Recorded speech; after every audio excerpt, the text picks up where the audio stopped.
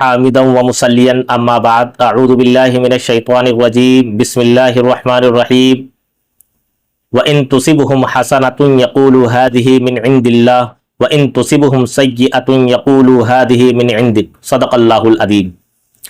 میرے پیارے بھائیوں اور عزیز ساتھی، سفر کے لغوی معنی خالی ہونے کے آتے ہیں، کیونکہ اس مہینے میں عرب کے لوگ مختلف مقامات سے اناج اکٹھا کرنے کے لیے گھروں سے نکل جایا کرتے تھے اور ان کے گھر خالی ہو جایا کرتے تھے، اس لیے اس مہینے کو سفر کہتے ہیں۔ دوسری اس کی وجوہات یہ ہے کہ سفر کا ایک مہینہ پیلا ہونے اور زرد ہونے کے آتے ہیں۔ جب اس مہینے کا نام رکھا گیا تو اس وقت درختوں کے پتے پیلے ہو چکے تھے، تو اس مناسبت سے اس مہینے کا نام سفر رکھا گیا ہے۔ اور تیسری وجوہات یہ ہے کہ حرمت والے مہینے کو جو 4 مہینے حرمت کے آئے ہیں تو ان میں لوٹ مار قتل غارت کو حرام سمجھتے تھے، اس میں لوٹ مار نہیں کرتے تھے، قتل نہیں کرتے تھے، جنگ و جدال نہیں کرتے تھے۔ لیکن جب محرم الحرام کا مہینہ ختم ہو جایا کرتا تھا اور جب سفر کا مہینہ شروع ہوتا تھا، اس سے اپنے گھر سے نکل جایا کرتے تھے جنگ و جدال کے لیے، قتل و غارت گری کے لیے، تو اس مناسبت سے اس مہینے کا نام سفر رکھا گیا ہے۔ زمانے جاہلیت میں عرب کے لوگ سفر کے مہینے کو منحوس سمجھتے تھے، شادی بیاہ ختنہ وغیرہ کے تقریبات وغیرہ نہیں کرتے تھے، خوشی کے تقریبات نہیں کرتے تھے۔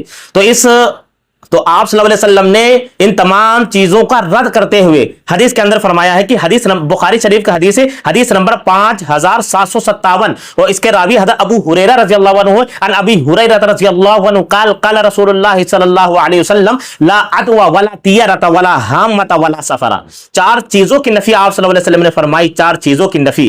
پہلی نمبر پر کہ لا عدوى، کہ ایک کی بیماری دوسرے کو اللہ کے حکم کے بغیر نہیں ہو سکتی، جب تک اللہ کی مرضی نہیں آئے گی تو ایک کا مرض دوسرے کو نہیں ہو سکتا، چھوت چھات سے نفی آپ صلی اللہ علیہ وسلم نے فرمائی۔ دوسری وجوہات اس کی اس میں آپ صلی اللہ علیہ وسلم نے رد فرمایا ہے ولا طیرة، عرب کے لوگ وہاں زمانے جاہلیت میں عرب کے لوگوں کا بدفعالی کا مشہور طریقہ یہ ہوا کرتا تھا، جب کہیں سفر کیا کرتے تھے تو سب سے پہلے پرندے کو اڑاتے تھے۔ پرندہ اگر دائیں جانب اڑا ہے تو اس سے اچھا سمجھتے تھے، اس کو اچھا سمجھتے تھے، اور اگر پرندہ بائیں جانب اڑا ہے تو اسے برا سمجھتے تھے، سفر کو نہیں شروع کرتے تھے۔ تو اس چیز کی نفی ہمارے نبی صلی اللہ علیہ وسلم نے فرمائی ولا طیرة ولا حامة۔ تیسرے نمبر پر ہے زمانے جاہلیت میں عرب کے لوگ الو کو منحوس سمجھتے تھے کہ الو منحوس پرندہ، جس گھر کے اندر الو بیٹھ جاتا ہے وہ گھر اجڑ جاتا ہے۔ زمانے جاہلیت میں عربوں کا یہ خیال ہوا کرتا تھا بعض لوگوں کا کہ جو لوگ گزر گئے ہیں دنیا سے، ان کی روح بن کر الو کی شکل میں آتی ہے اور جنگلوں میں بیٹھ جاتی ہے اور لوگوں کو ڈراتی رہتی ہے۔ تو یہ توہم پرستی کے سب لوگ شکار تھے، تو اس چیز کی نفی بھی آپ صلی اللہ علیہ وسلم نے فرمائی، الو کی بھی نفی فرمائی۔ چوتھے نمبر پر آپ صلی اللہ علیہ وسلم نے سفر کے مہینے کی نفی فرمائی ہے۔ زمانے جاہلیت میں سفر کے مہینے کو لوگ منحوس سمجھتے تھے، کیونکہ اس مہینے میں وہ لوگ یہ کہتے تھے کہ آپ صلی اللہ علیہ وسلم اس مہینے بھی بیمار ہوئے۔ سب سے پہلی بات یہ ہوا کرتی تھی۔ دوسری بات یہ ہے کہ سفر کے مہینے ہی کو منحوس سمجھتے تھے وہ لوگ، تو اس چیز کی بھی نفی آپ صلی اللہ علیہ وسلم نے فرمائی کہ نحوست کسی بھی چیز میں نہیں ہے، لا عدوى ولا طیرة ولا حامة ولا سفر۔ نہ سفر میں نحوست ہے، نہ الو میں نحوست ہے، کسی بھی چیز میں نحوست نہیں ہے۔ یہ حدیث سے ثابت ہے، آپ صلی اللہ علیہ وسلم نے 4 چیزوں کی نفی فرمائی۔ اس کے بعد ایک حدیث ہے بخاری شریف کی حدیث نمبر 5707، اس کے راوی حضرت ابو ہریرہ ہے۔ حدیث کا ایک ٹکڑا سنا رہا ہوں کہ آپ صلی اللہ علیہ وسلم نے فرمایا فر من المجذوم کما تفر من الاسد۔ آپ صلی اللہ علیہ وسلم نے فرمایا کہ تم کوہریوں سے اس طریقے سے بھاگو جس طریقے سے شیر کو دیکھ کر بھاگتی ہو۔ تو 2 حدیثوں میں تعارض پیدا ہو گیا۔ ایک حدیث میں آپ صلی اللہ علیہ وسلم فرما رہے ہیں کہ چھوت چھات سے کچھ نہیں ہوتا ہے، ایک کی بیماری دوسرے کو لاحق نہیں ہوتی جب تک اللہ کا حکم نہ آ جائے۔ تو آپ صلی اللہ علیہ وسلم ایک طرف بدشگونی توہم پرستی کی نفی فرما رہے ہیں، دوسری طرف اس حدیث کے ذریعے سے آپ صلی اللہ علیہ وسلم بیماری سے بھاگنے کا حکم دے رہے ہیں۔ تو اس پر امام ابن حجر رحمۃ اللہ علیہ فرماتے ہیں کہ ان کا مطلب صرف یہ ہے ایسا نہ ہو کہ تندرست آدمی کا اعتقاد بگڑ جائے۔ اس حدیث سے یہ ہے کہ ایسا نہ ہو کہ تندرست آدمی کا اعتقاد بگڑ جائے، اس کا ایمان خراب ہو جائے، کہ وہ یہ نہ سوچے کہ میں بیمار آدمی کے پاس گیا اور اس کے پاس بیٹھا مجھے بیماری لاحق ہو گئی۔ عرب کے وہاں جو طریقہ ہوا کرتا تھا، جو ان کی جو رسمیں ہوا کرتی تھی، جو نحوست کی چیزیں سمجھتے تھے، آج ہم لوگوں کے وہاں بھی نسل در نسل رائج ہو گئی۔ ہم لوگوں کے وہاں اگر بلی راستہ سامنے سے کاٹ دیتی ہے تو ہم لوگ اب کام نہیں ہوگا ہمارا، کیونکہ بلی ہمارا راستہ کاٹ کر چلی گئی ہے۔ یا کوئی انسان ہمارے گھر میں آ جائے یا کسی انسان کو دیکھ کر کہتے ہیں کہ یہ انسان منحوس یا کوئی مہینہ اگر آ جاتا ہے، جیسے سفر کا مہینہ شروع آ جاتا ہے تو ہم لوگ کہتے ہیں یہ منحوس ہے. لیکن میرے پیارے بھائیوں اور ساتھیوں، آپ صلی اللہ علیہ وسلم نے ان تمام چیزوں کی نفی فرمائی ہے. نحوست کسی بھی چیز میں نہیں ہے کہ اس کے بارے میں. اور پھر بخاری کے امراض میں، چھوت چھات میں، امراض میں اور چھوت چھات میں سفر کی نحوست، الو کی نحوست، اس کی کوئی اصل نہیں ہے. اس پر ایک اعرابی بولا کہ اللہ کے رسول صلی اللہ علیہ وسلم، میرے اونٹ ریگستان میں ہرنوں کی طرح چمکتے رہتے ہیں. میرے اونٹ ریگستان میں ہرنوں کی طرح چمکتے رہتے ہیں. پھر اللہ کے رسول صلی اللہ علیہ وسلم، عربی کہہ رہا کہ پھر اللہ کے رسول صلی اللہ علیہ وسلم، میرے اونٹوں کو کیا ہو جاتا ہے، ایک خارش والا اونٹ اس میں آ جاتا ہے اور اونٹوں کو خارش کر جاتا ہے. تو یہ کیسے ہو جاتا ہے؟ آپ صلی اللہ علیہ وسلم نے فرمایا کہ پہلے والے اونٹ کو جو خارش لگی تھی وہ کس نے لگائی؟ کہاں سے آئی خارش؟ وہ خارش کہاں سے آئی؟ کہ اللہ مرض دینے والا ہے، اللہ شفا دینے والا ہے. اور پھر نحوست کے بارے میں آپ صلی اللہ علیہ وسلم نے ابو داؤد شریف کی حدیث ہے، حدیث نمبر 523، اور اس کے راوی سعد بن مالک رضی اللہ عنہ ہے. آپ صلی اللہ علیہ وسلم نے ارشاد فرمایا کہ نحوست اگر ہوتی تو 3 چیزوں میں ہوتی.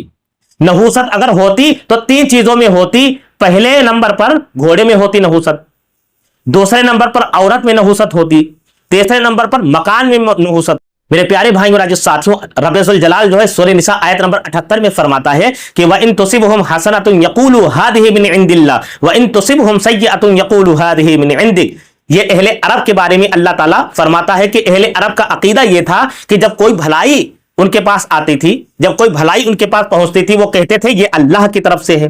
تو کہتے تھے یہ اللہ کی طرف سے ہے. اگر کوئی ان کے پاس برائی پہنچتی تھی یا کوئی مصیبت آتی تھی یا کوئی پریشانی آتی تھی، عرب کے لوگ یہ کہتے تھے نعوذ باللہ یہ مصیبت آپ صلی اللہ علیہ وسلم کی بنا پر آئی ہے، یہ مصیبت آپ صلی اللہ علیہ وسلم کے ذریعے سے آئی ہے. اس کی نفی اللہ تعالیٰ فرماتا ہے سورہ نساء آیت نمبر 79 میں کہ ما اصابک من حسنۃ فمن اللہ وما اصابک من سیئۃ فمن نفسک. وہ اللہ تعالیٰ فرماتا اگر تجھے کوئی فائدہ پہنچے تو اللہ کی طرف سے ہے، اگر تجھے کوئی فائدہ پہنچے تو اللہ کی طرف سے ہے، اور کوئی مصیبت آئے وہ تیرے اپنے بد اعمال کی وجہ سے ہوتا ہے. رب الجلال فرماتا ہے سورہ نساء آیت نمبر 78 میں کہ کل من عند اللہ فما لهؤلاء القوم لا يكادون يفقهون حدیثا، کہ اللہ رب العزت فرماتا ہے کہ سب کچھ اللہ کی طرف سے ہوتا ہے. اے میرے محبوب صلی اللہ علیہ وسلم، آپ ان لوگوں سے کہہ دیجئے جو سب کچھ اللہ کی طرف سے ہوتا ہے، سب کچھ اللہ کی طرف سے ہوتا ہے، آخر ان لوگوں کو کیا ہو گیا ہے کہ سمجھتے نہیں ہیں. یا کسی کے آنے سے کوئی کام بگڑ جاتا ہے تو ہم لوگ اس کو منحوس سمجھتے ہیں. اگر ہم گھر کے باہر نکلتے ہیں، بلی راستہ کاٹ جاتی ہے تو اس کو منحوس سمجھتے ہیں کہ آج ہمارا کام نہیں ہوگا، آج کا دن یہ منحوس ہو گیا ہے. تو اس چیز کی نفی قرآن و حدیث کے ذریعے سے آپ صلی اللہ علیہ وسلم نے، رب الجلال نے بھی اس کی نفی فرمائی ہے. چنانچہ بخاری شریف کی حدیث نمبر 7491، اس کے راوی حضرت ابو ہریرہ رضی اللہ عنہ ہے کہ آپ صلی اللہ علیہ وسلم نے ارشاد فرمایا کہ اللہ تعالیٰ فرماتا ہے کہ ابن آدم مجھے تکلیف پہنچاتا ہے، ابن آدم مجھے تکلیف پہنچاتا ہے کیونکہ وہ زمانے کو برا بھلا کہتا ہے، کیونکہ وہ زمانے کو برا بھلا کہتا ہے، حالانکہ میں ہی زمانے کو بدلنے والا ہوں، حالانکہ میں ہی زمانے کو پیدا کرنے والا ہوں، حالانکہ میں ہی زمانے کو پیدا کرنے والا ہوں، میرے ہی ہاتھ میں تمام کام ہے، اور جس طرح چاہتا ہوں رات دن کو پھیرتا رہتا ہوں، جس طرح چاہتا ہوں رات دن کو پھیرتا رہتا ہوں. اس حدیث میں آپ صلی اللہ علیہ وسلم نے واضح انداز میں توہم پرستی، کسی بھی زمانے کی کوئی برائی نحوست نہیں ہوتی، کسی بھی وقت کی کوئی نحوست نہیں ہوتی. ابو داؤد شریف کی حدیث ہے، حدیث نمبر 3912، اس کے راوی حضرت ابو ہریرہ رضی اللہ عنہ کہ آپ صلی اللہ علیہ وسلم نے ارشاد فرمایا کہ نہ کسی کو کسی کی بیماری لگتی ہے، نہ کسی کو کسی کی بیماری لگتی ہے، نہ کسی کی کھوپڑی سے الو کی شکل بنتی ہے، نہ کسی کی کھوپڑی سے الو کی شکل بنتی ہے، اور نہ نچھتر کوئی چیز ہے، نہ نچھتر، نہ سفر کے مہینے میں نحوست ہے. تو ان چیزوں کی نفی آپ صلی اللہ علیہ وسلم نے فرمائی ہے، حدیث کے ذریعے سے ثابت ہوئی ہے، اور قرآن کے ذریعے سے بھی اللہ تعالیٰ ثابت فرمایا. قرآن کے اندر ہے کہ فَأَرْسَلْنَا عَلَيْهِمْ رِيحًا صَرْصَرًا فِي أَيَّامٍ نَحِسَاتٍ، کہ اللہ تو ان کے بد اعمالیوں کی وجہ سے وہ نحوست والے دن تھے، ان کے بد اعمالیوں کی وجہ سے. یا کوئی دن کوئی مہینہ نہیں کہ اسی طریقے سے کلام پاک میں اللہ تعالیٰ فرماتا ہے کہ 7 لیال و 8 ایام، 7 راتیں 8 دن قوم عاد کے اوپر عذاب آیا، 7 راتیں 8 دن، 7 لیال و 8 ایام، 7 راتیں 8 دن. تو اس میں کوئی دن بچا ہی نہیں. کس دن کو منحوس؟ تو تمام دن منحوس ہوئے. لیکن نہیں، اس کی نفی آپ صلی اللہ علیہ وسلم نے فرمائی. اللہ رب العزت نے نہ نحوست دن میں ہوتی ہے، نہ نحوست زمانے میں ہوتے ہیں، نہ نحوست بلی میں ہوتی ہے، نہ نحوست سفر کے اندر ہے، نہ نحوست سفر کے مہینے میں ہے، نہ نحوست سفر کے مہینے میں ہے، نہ نحوست گھر میں ہے، نہ نحوست بلی میں ہے. کسی بھی چیز میں نحوست نہیں ہے، نہ نحوست چھوا چھات میں، نحوست کسی بھی چیز میں نہیں ہے. نحوست کسی بھی چیز میں نہیں ہے، نہ بیماری میں ہے، نہ مرض میں ہے، نہ بیماری میں ہے، نہ الو میں ہے، نہ بدشگونی میں ہے، نہ کسی بھی چیز میں، نہ گھر میں ہے، کسی چیز میں نحوست نہیں کہ اللہ تعالی ہم سب کو کہنے اور سننے سے زیادہ عمل کرنے کی توفیق عطا فرمائے۔ وآخر دعوانا الحمدللہ۔